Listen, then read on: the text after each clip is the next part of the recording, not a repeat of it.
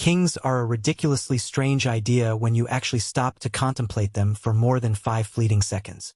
At some bizarre historical juncture, perfectly reasonable human beings looked at another completely ordinary human being and inexplicably decided, yes, indeed, that specific chap gets the glittering palace, the marching army, the heavy taxes, the fancy gilded chair, and possibly a direct, VIP telephone line to heaven. And then somehow, miraculously, everyone else was expected to act entirely normal about this preposterous arrangement. What makes this even stranger is that for the vast, overwhelming majority of our species' existence, humans did not live under oppressive kings at all. Instead, we huddled in cozy, small-scale communities where an overly ambitious leader could be mercilessly mocked, completely ignored, promptly abandoned, or occasionally reminded, rather pointedly, that everyone else in the vicinity also owned a very sharp spear. So, how on earth did we transition from a stubborn don't boss me around attitude to a groveling yes, your majesty? There was, of course, no single prehistoric, crown-wearing genius who suddenly invented monarchy in a sudden stroke of inspiration. No enterprising caveman ever filed a patent for gold-plated crowns. Instead, kings gradually emerged when several older, seemingly harmless human inventions inevitably collided. Stored wealth, permanent settlements, organized warfare, heavy-handed religion, inheritance, and the rapidly growing, chaotic problem of trying to organize thousands of total strangers. The shiny crown actually came much later. The truly monumental, insidious invention was obedience. Before humans could invent kings, they first had to construct a world where kings could actually survive. That sounds blindingly obvious, but for most of human history, it was a painfully serious logistical problem. Tiny, nomadic hunter-gatherer groups were notoriously terrible environments for aspiring, power-hungry dictators. If one particularly arrogant person demanded too much roast meat, or started acting as though everyone else existed merely to applaud his mediocre achievements, the group had plenty of delightful options. They could laugh uproariously at him, ignore his tantrums, flatly refuse to cooperate, or simply pack up and leave. Mobility, you see, was the ultimate political power. If your entire community could effortlessly pack up its meager belongings and casually stroll 20 miles away, ruling people permanently became an extremely frustrating, if not impossible, endeavor. After all, you cannot collect heavy taxes from disgruntled citizens who have mysteriously disappeared into the dense forest. Anthropologists have meticulously documented what are sometimes called leveling mechanisms in many relatively egalitarian societies. These included sharp ridicule, malicious gossip, strict food-sharing expectations, collective decision-making, and defensive alliances against anyone who became far too domineering. A highly skilled hunter might earn immense prestige, but prestige did not automatically translate into absolute command. Killing the largest woolly mammoth did not automatically unlock the supreme cosmic leader achievement. This does not mean, however, that prehistoric humans lived in some peaceful, idyllic, democratic paradise. Absolutely not.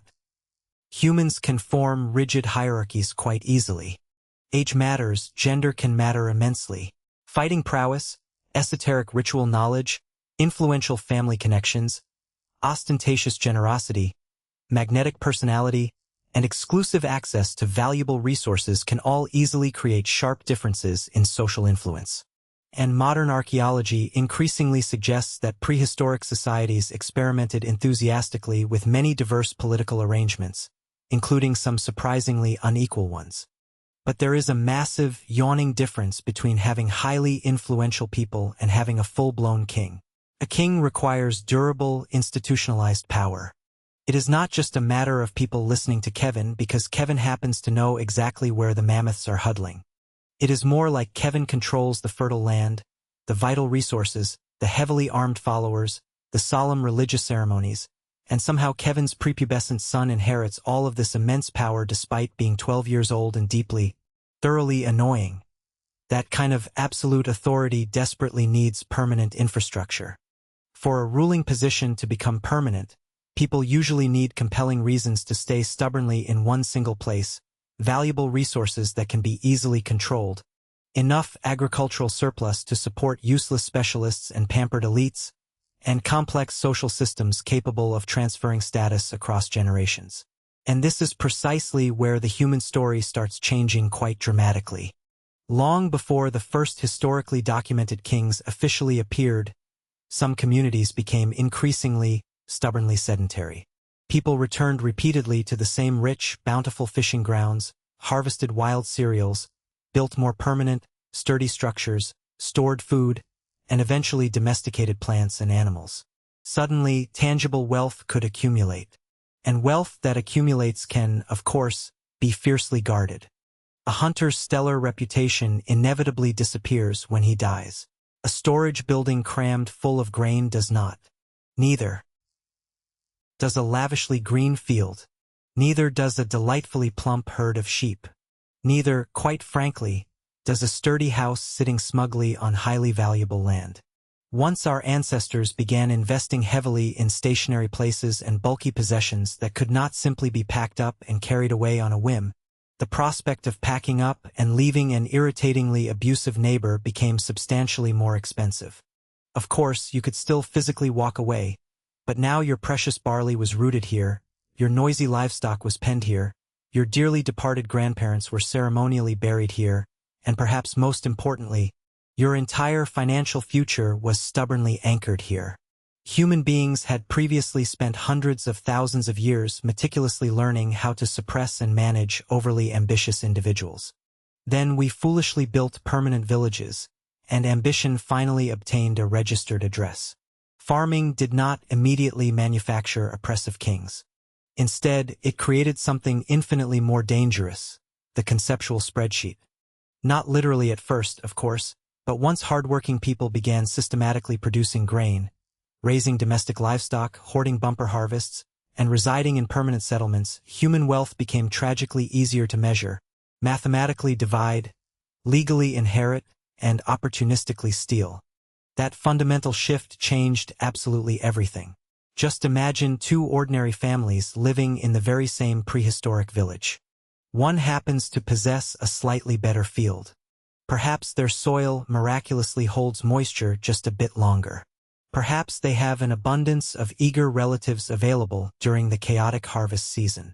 Or maybe they simply get incredibly lucky for 3 glorious seasons in a row. Consequently, their rustic granary overflows. Meanwhile, another family suffers a disastrously bad year. Now, the highly successful household can magnanimously lend them grain, exchange vital food for grueling labor, acquire valuable livestock, arrange highly advantageous marriages, or craft social obligations that will endure much longer than the original seasonal emergency. Nobody has formally invented feudalism just yet, but the raw ingredients are starting to smell remarkably suspicious. Archaeologists can occasionally see this ancient inequality developing through subtle differences in house dimensions, impressive storage capacity, lavish grave goods, exclusive access to exotic imported materials, and eventually, grand monumental architecture. Not every early farming society blindly followed this exact path, and indeed some remained remarkably, even fiercely resistant to permanent hierarchy. But agriculture undoubtedly created grand opportunities that highly mobile societies had rarely possessed on the same massive scale. Surplus could now be concentrated, and this concentrated surplus could easily support people who did not spend their entire day sweating to produce food. Highly skilled craft specialists suddenly appeared. Eager traders traveled much farther. Charismatic ritual experts gained immense influence. Fastidious administrators began counting things. Warriors could potentially be well-fed while doing something other than tiresome farming. While this was undeniably hailed as an enormous social upgrade, it was also, unfortunately, the dreadful beginning of management meetings. As these settlements steadily grew, coordination became exponentially harder. Elaborate irrigation systems desperately needed constant maintenance. Dusty fields urgently required clear boundaries. Stored food required vigilant protection. Foreign trade had to be systematically organized. Petty disputes needed authoritative settlement. Large-scale construction projects demanded organized labor. Even if absolutely nobody wanted an autocratic king, somebody increasingly had to make the hard decisions. At first, this authority may have been entirely temporary, neatly divided, seasonal, deeply ritual, communal, or casually attached to highly respected households. A generous person who organized a lavish feast might gain temporary prestige. A specific lineage controlling a local shrine might gain significant religious influence. Someone exceptionally skilled in warfare might become momentarily important during a sudden conflict. The truly crucial change was that these minor advantages could begin reinforcing one another in a cozy, self-serving cycle.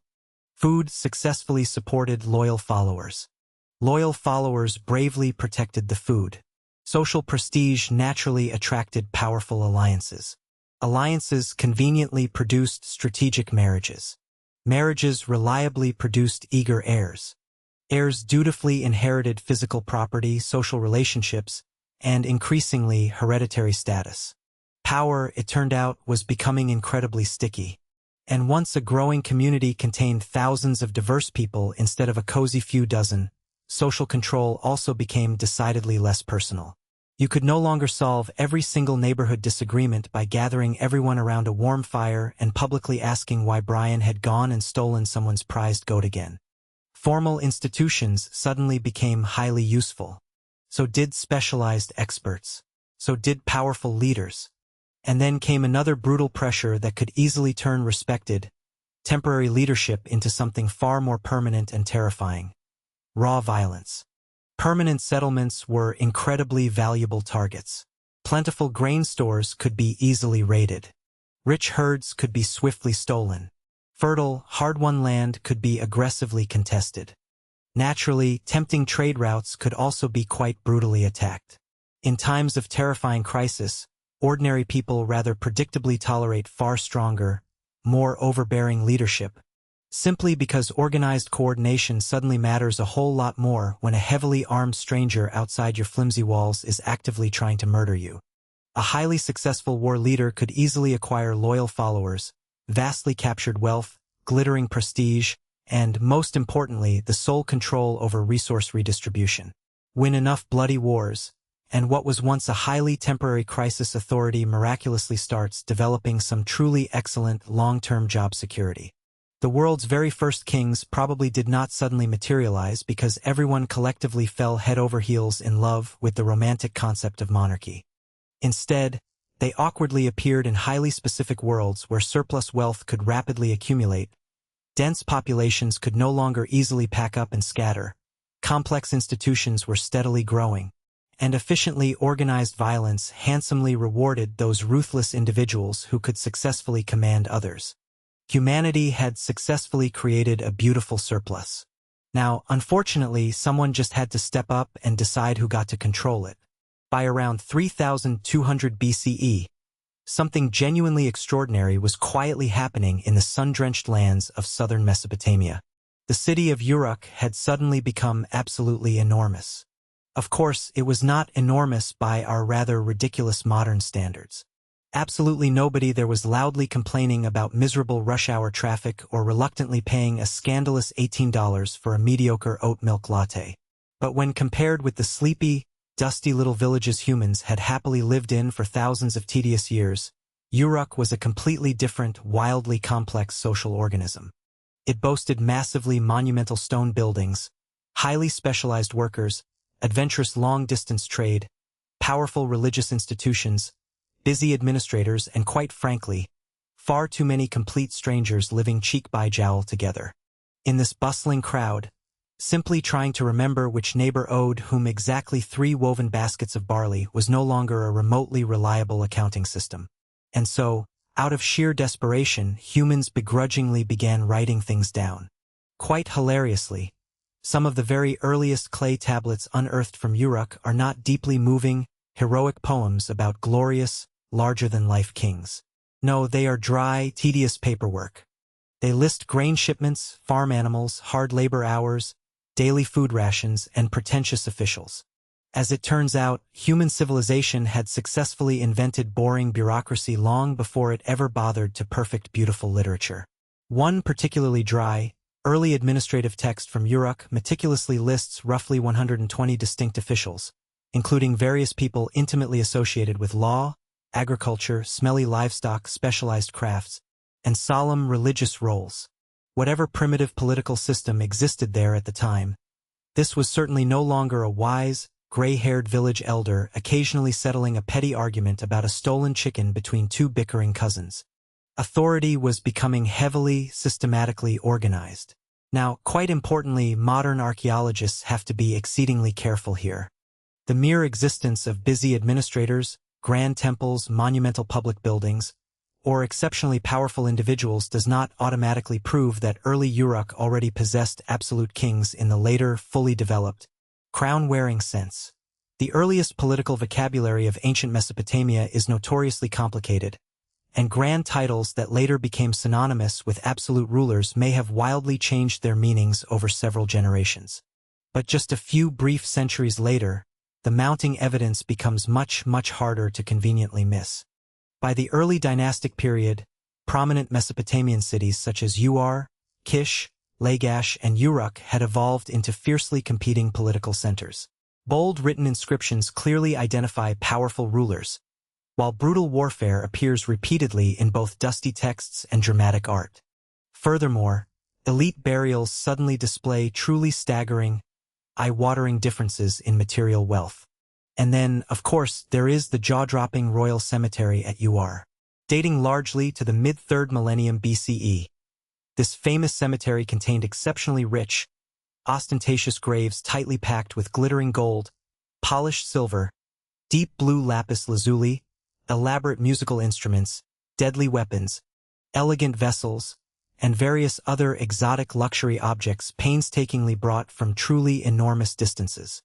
Rather grimly, some of these royal burials also included multiple human attendants who went down with their masters.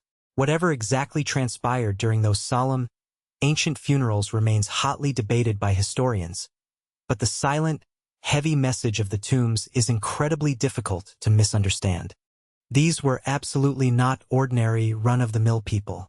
One highly famous object recovered from Ur, usually referred to as the Standard of Ur, clearly depicts orderly rows of marching soldiers, miserable captives, weary workers, pack animals, and a prominent central figure rendered noticeably, almost comically, larger than everyone else around him.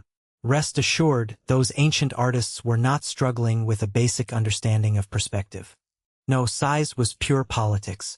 The most important person in the room literally and physically took up more space.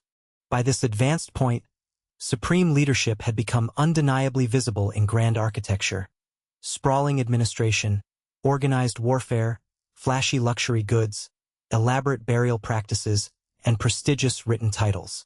Power was no longer merely some fleeting influence that a highly persuasive, charismatic individual exercised face-to-face. It had officially acquired permanent offices, grand symbols, meticulous records, theatrical ceremonies, and eventually hereditary dynasties. This is precisely the profound archaeological turning point that makes kingship thoroughly recognizable. A king, it turned out, was rapidly becoming much more than merely the rowdiest, toughest brawler in the local tavern. He stood proudly, if perhaps a bit smugly, at the absolute center of complex institutions capable of efficiently extracting valuable resources, demanding grueling, sweat-drenched labor, orchestrating highly organized violence, chatting directly with the distant gods, and conveniently passing this sweet authority down to his pampered offspring. Which naturally raises an awkward, slightly embarrassing question for humanity. Why on earth did thousands of reasonably sensible people just nod and accept this? Did these early kings genuinely protect vulnerable societies? Did they ruthlessly seize control of them while everyone was distracted? Or did they masterfully convince everyone that the vast, starry universe itself desperately wanted them to be in charge? Archaeology can easily show us the physical, dusty throne. Explaining why perfectly healthy people voluntarily agreed to bend their knees to it is a much harder nut to crack. This is precisely where our neat history gets delightfully messy, because archaeology is exceptionally good at pointing at ruins and proving that kings indeed existed. However, it is spectacularly worse at explaining why ordinary people just quietly accepted them without throwing a massive riot. There is, sadly, no surviving clay memo from 3000 BC titled Top 10 Reasons We Have Unanimously Decided Kevin from Next Door is Now Sacred and Untouchable. So, Left somewhat in the dark, modern scholars have painstakingly built models, quite a few of them, actually. One highly plausible possibility is warfare. If ancient settlements were constantly bickering and competing over fertile land, precious water, trade routes, valuable livestock, or nicely stored food, then communities blessed with tightly coordinated military leadership probably enjoyed a distinct, violent advantage. A highly successful commander could easily attract enthusiastic followers, generously distribute captured loot, and subtly turn temporary wartime authority into something comfortably permanent. That makes perfect intuitive sense. It is also, unfortunately, dangerously neat and tidy. War can undoubtedly forge formidable, loud-voiced leaders, but it does not automatically breed hereditary kings. Plenty of historical societies have fought brutal wars without instantly turning their victorious generals into pampered royal dynasties. Another popular hypothesis focuses squarely on cold, hard economic control. If powerful households, ancient temples, or sneaky institutions controlled vital grain stores, complex irrigation systems, lucrative trade networks, or access to prime real estate, then managing these scarce resources could quite gradually morph into managing the actual people. Control the delicious food surplus, and suddenly your personal opinions on everything become extremely interesting to everyone else. But once again, this does not mean early rulers personally owned every single blade of grass, or sat rubbing their hands inside a giant, gloomy warehouse whispering a cartoonish excellent. Mesopotamian economies were, in reality, dizzyingly complex. Temples, chaotic households, weary administrators, sweaty laborers, shrewd merchants, and elite families all endlessly interacted in delicate systems that shifted constantly across diverse regions and passing centuries. And then, of course, there is religion. This particular factor matters enormously because early political authority was almost always deeply, hopelessly entangled with the sacred realm. If clever leaders could boldly claim special, direct relationships with celestial gods, oversee grand temples, sponsor lavish rituals, interpret mysterious divine favor, or present bloody military victories as indisputable proof that the gods highly approved of them, political power suddenly gained something that crude violence alone could never hope to provide: sheer, unshakable legitimacy. A hulking soldier can only force you to obey while he is standing right next to you with a sharp spear. A divine god, however, can supervise your moral behavior even when absolutely nobody is looking. How incredibly convenient!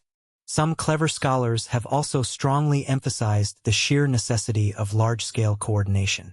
Fast-growing settlements desperately needed functional mechanisms for organizing massive labor, resolving petty neighborly disputes, maintaining leaky infrastructure, and fairly distributing essential resources.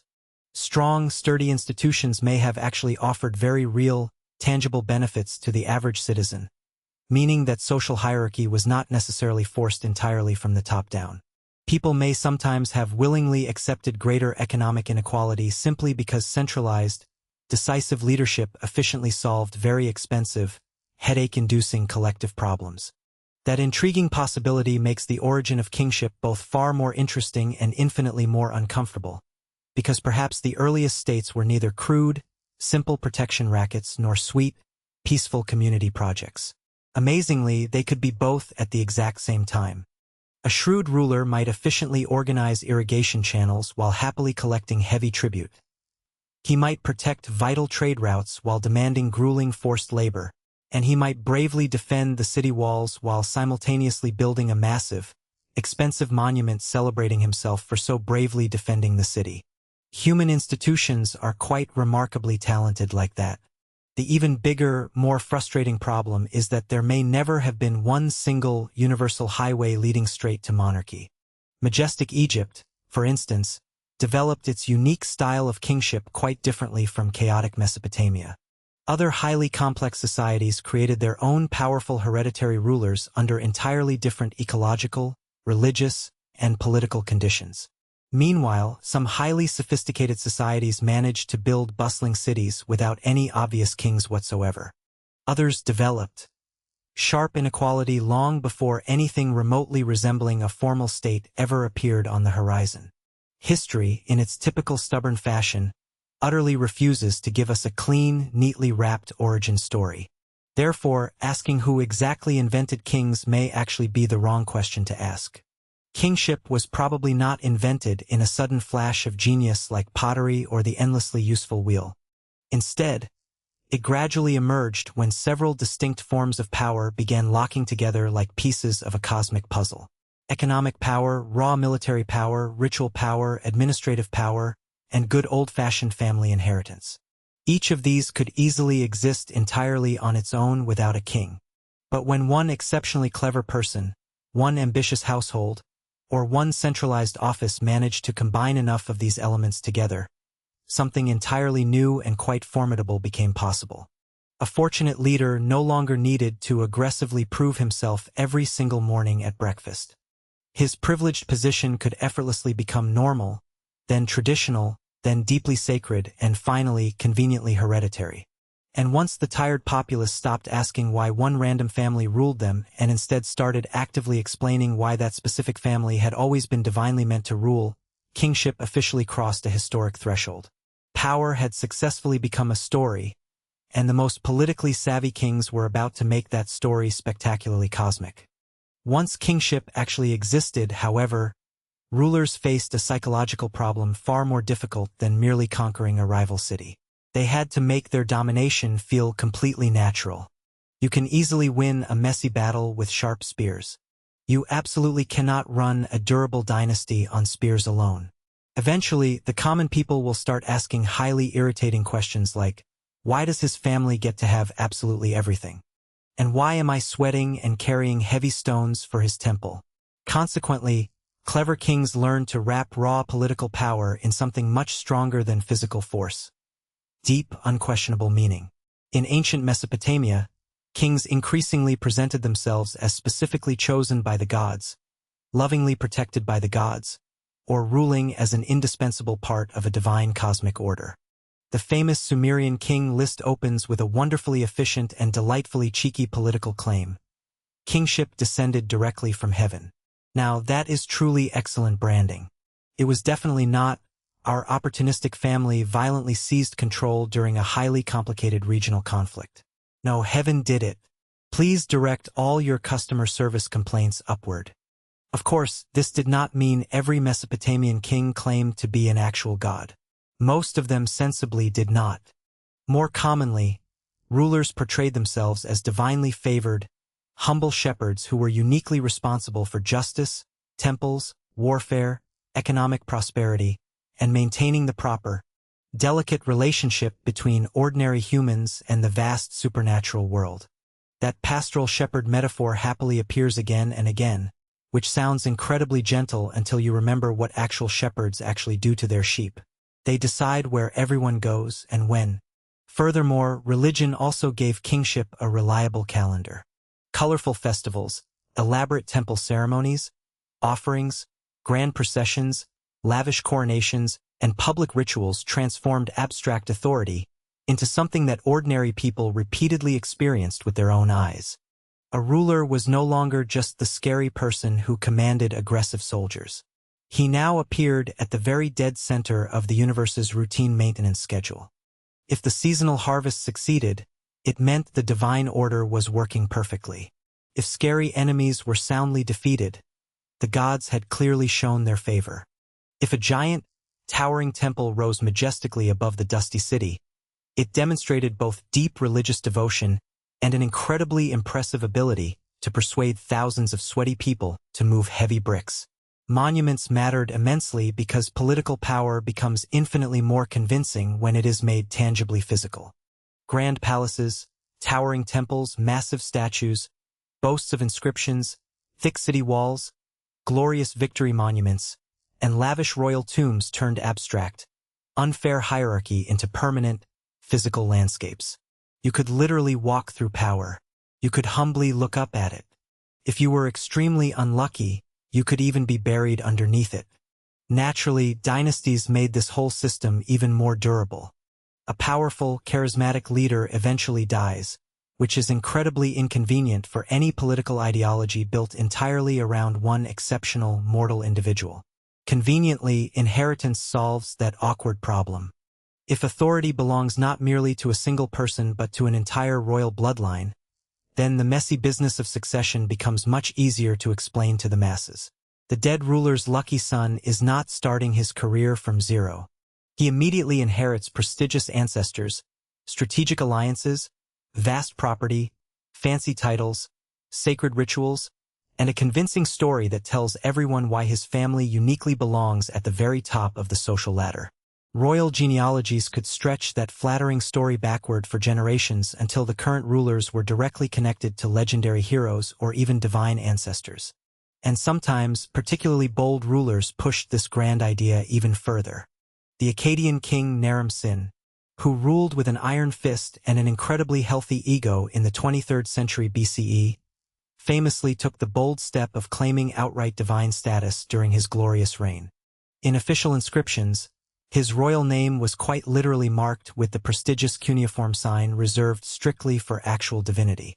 Furthermore, grand artistic representations meticulously placed him far above everyone else in a visual hierarchy that possessed all the subtlety of a falling brick. On the famous victory stele of Naram-Sin, we see him triumphantly scaling a steep mountain, literally treading upon his defeated, cowering enemies while sporting a rather magnificent horned helmet traditionally associated with the gods. In this stone masterpiece, he is comically taller than everyone, physically higher than everyone, and undeniably closer to the heavens themselves. Clearly, ancient imperial propaganda fully understood the power of dramatic camera angles several millennia before actual cameras were ever invented. But the truly spectacular, mind-boggling achievement of early kingship was not merely convincing the gullible masses that one specific, heavily armed ruler was somehow special. It was convincing them that the abstract office of the king itself was absolutely, unconditionally necessary. Kings diligently administered local justice, generously sponsored lavish temples, meticulously organized formidable armies, strategically redistributed wealth, tactfully negotiated with rival states, proudly commissioned grand construction projects, and self-importantly represented the entire community before terrifying gods and hostile enemies. Gradually, this grand institution became deeply woven into the boring fabric of everyday life. Exorbitant taxes naturally led to bureaucratic administrators. These busy administrators eagerly produced endless records. These records efficiently supported vast institutions. These institutions reliably supported powerful armies. These armies dutifully protected the vulnerable rulers. The rulers, in turn, generously funded grand temples. And those grateful temples, of course, conveniently legitimized the rulers. Hearty congratulations! You have successfully invented a self-sustaining bureaucratic feedback loop wearing extremely expensive jewelry. And because the concept of kingship now comfortably lived in solemn rituals, imposing stone buildings, strict laws, sweeping myths, sprawling bureaucracies, and stubborn family lines, violently killing a king no longer necessarily killed the underlying system. Another eager king could instantly step in and replace him. That was the monumental, world-changing breakthrough. Fragile human beings had miraculously transformed raw, personal dominance into a permanent, cold institution that could easily survive the death of the dominant person.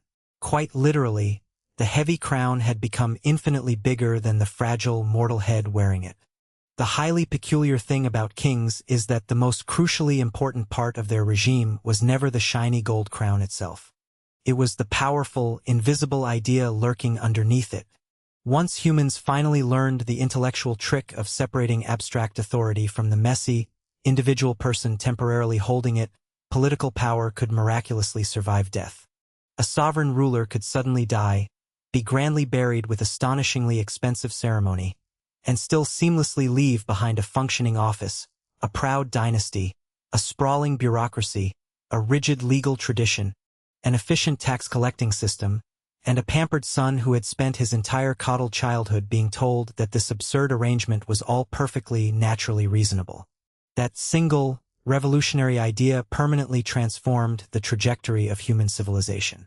Kingship, for all its glaring faults, efficiently helped organize massive armies, paved roads, towering temples, complex irrigation works, delicate diplomacy, structured law, heavy tribute, and tedious long-distance administration. On the flip side, It also conveniently justified bloody imperial conquest, staggering social inequality, brutal forced labor, and the obscene concentration of enormous wealth in very few hands. The exact same grand institution could envision a defensive city wall and simultaneously compel thousands of miserable, sweating people to build it. That fundamental, tragic contradiction never really disappeared from human affairs. Of course, modern states are obviously not ancient Bronze Age kingdoms. Most reasonable people today do not seriously believe their local, annoying tax office was divinely appointed by a dramatic storm god. Well, probably not, anyway, but we still live quite comfortably inside one of ancient kingship's most astonishingly powerful inventions. Namely, the unshakable, almost magical belief that an abstract institution can possess supreme, legitimate authority far beyond the fleeting lifespan of any single individual. Elected presidents eventually leave office, wise judges quietly retire, ambitious CEOs abruptly resign, powerful generals inevitably die, yet the grand office itself stubbornly remains. The ancient world spent painful thousands of years slowly turning crude, personal dominance into something abstract, easily transferable, and legally legitimate. A gold-plated throne was simply one of the earliest physical containers designed for that massive, intangible idea. And perhaps that is precisely why ancient kings seem to us moderns both utterly ridiculous and, yet, strangely understandable. The glittering jewelry is objectively ridiculous. The ridiculously oversized giant chairs are silly. Claiming with a straight face that your dysfunctional family was hand-selected by heaven is, at the very minimum, highly ambitious marketing. But the fundamental, messy human problem that kingship desperately tried to solve was incredibly real. How on earth do thousands, and eventually millions, of complete strangers peacefully agree on who actually gets to make the big decisions? Our creative ancestors tried many wildly creative, often bloody answers. At some critical point in history, one of those answers crystallized into one specific person, one sacred bloodline, one holy office, and everyone else was simply quietly supposed to kneel. So, the very next time you happen to see a sparkling crown sitting quietly behind thick museum glass, remember what you are actually looking at. You are not looking at the mere physical invention of one ambitious, power-hungry man, but rather the brilliant invention of a powerful, captivating story that was easily robust enough to outlive him. Which naturally brings us back to that original, mind-boggling absurdity. Why did that particular guy get the grand palace, the obedient army, the heavy taxes, and that fancy chair? Because eventually humans stopped asking about the guy. They started blindly believing in the chair.